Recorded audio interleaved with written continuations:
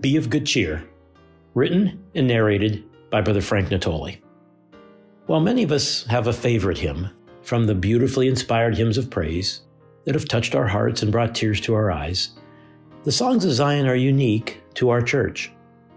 They are songs that belong to a new time. They belong to a new era. They belong to our people.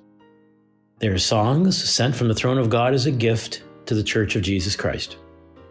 They're inspirational and related to Christ and his promises of the latter-day times and events. This gift was given to our late Sister Arlene Buffington as our songs of hope and joy, looking forward to the fulfillment of the kingdom of Zion, bathed in the latter-day glory of the restoration. Today's focus is number 97, Be of Good Cheer. By looking at the meaning and the application of the song, because it's too easy to sing without paying attention to the words and their meaning. The first 5 verses say this: Some say that Zion is only a dream, and some say its coming is past, and some say its season to bloom will be short, the days of its beauty won't last. Some say the prophets have failed us again, and we knew it could not be true. But we always knew that this day would not come, for we're not a dreamer like you. Some say that men, many long years ago, had tried to build Zion back then. Oh, what a failure in that day and time, so we won't be foolish like them. Some say that Zion's a state of the mind. This city's a town in the heart, while others say hundreds of years must pass by before any building can start. Some say our children, and if not our children, then somebody's children will see. But we'll never see it in our day and time, for our age will never be free. But the chorus says, But I know the message delivered to me.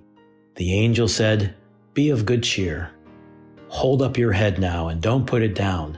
The day you have dreamed of is here. Copyright 1986, Arlene Leah Buffington. This song offers hope for the future of our church and the promise of Zion.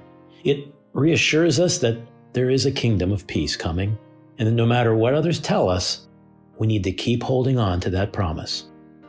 In fact, each verse starts by saying, Some say, which might make you wonder what the scripture says.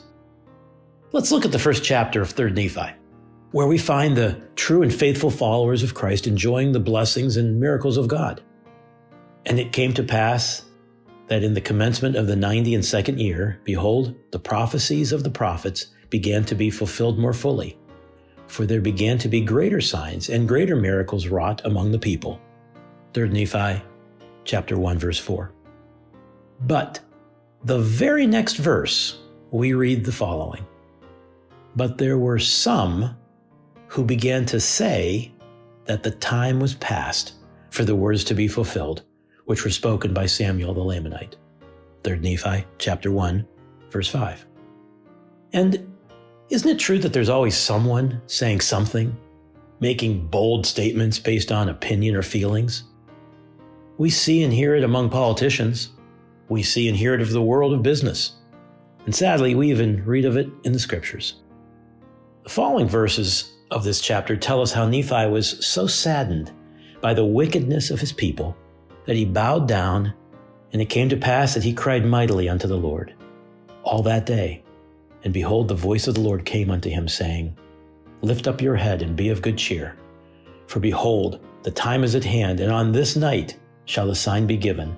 And on the morrow come I into the world, to show unto the world that I will fulfill all that which I have caused to be spoken by the mouths of my holy prophets.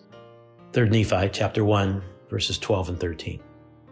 The verses of this song raise many questions and doubts. And yes, it's true, there have been and will be doubters. Yes, it's true that in 1831, by revelation, a group sought to build Zion in Independence, Missouri, and that after a few years, the effort resulted in having to leave the state of Missouri, and the attempt to build Zion failed. Later, a group tried to do the same at St. John's, Kansas, but it too failed. And yes, it's true that many think of Zion as a state of mind, or don't fully understand it's a physical city that the Bible speaks of and the Book of Mormon makes crystal clear.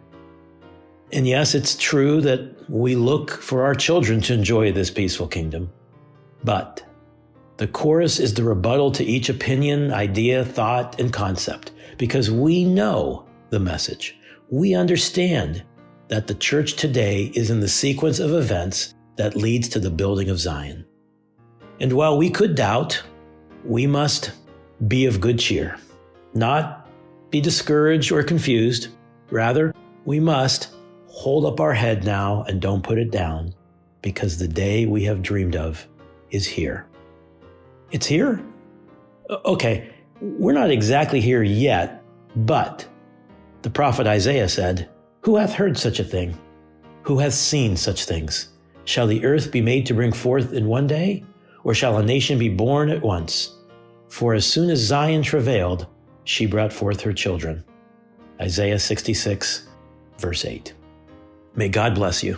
And if you're interested in learning more about the Songs of Zion or just listening to the songs, there's a link in this blog to the Songs of Zion website.